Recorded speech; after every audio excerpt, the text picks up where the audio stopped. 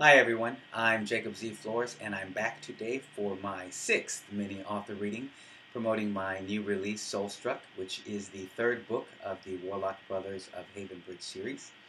This series follows the lives of three brothers, Mason, Thad, and Pierce.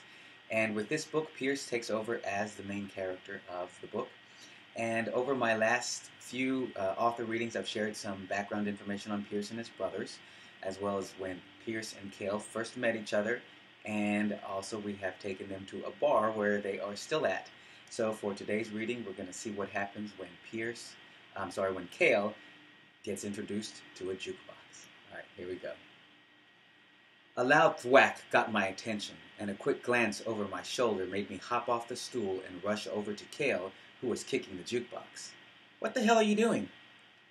"This thing stopped," he said. He kicked the casing twice. "I think it's broken." "Will you stop that?" "It's not broken, but you're going to break it if you keep kicking the shit out of it." "I want to hear more." He pressed his nose and hands against the glass window.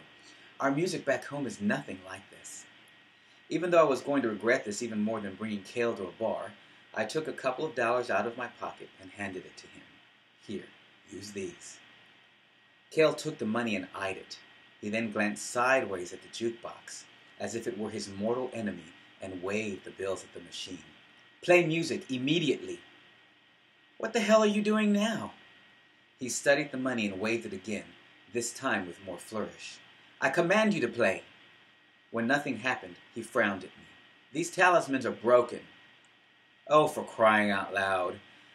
I snatched the dollar bills out of his hand. "It's called money." I fed the money into the machine and chose a couple of songs. When Fall Out Boy started jamming, I flashed Kale a smile. "See?" "What kind of magic is money?" he asked in wide-eyed awe. "Don't you use any kind of money on Aeaea? You know, exchange goods for payment." He stared at me as if I suddenly sprouted a third eye. "That's absurd. If someone needs something, we just give it to them. There's no need to pay." He then crossed his arms and huffed. I exhaled. "What's wrong now?" "This music is awful," he said. "What's an Uma Thurman?" I'd never wanted to shove my face through a jukebox more in my life. "Are you kidding me? This is real music. Not that boy band crap you were hopping to on the dance floor." Kale gasped as if I punched him. "Take that back." "I will not," I said with a firm shake of my head. "The Backstreet Boys are not considered music." "Is that the name of the group of minstrels who were singing that delightful song?" "Minstrels?" "Well, is it?" he asked, arching one dark eyebrow at me. Why did that adorable smirk make me want to do whatever he asked?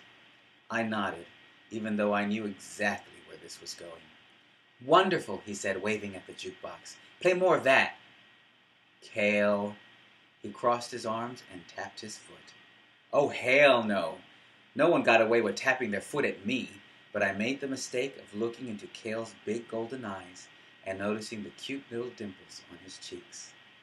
I found another Backstreet Boys song and pressed play. Okay, so I hope you enjoyed this mini author reading, and I'll see you all back next time. Bye.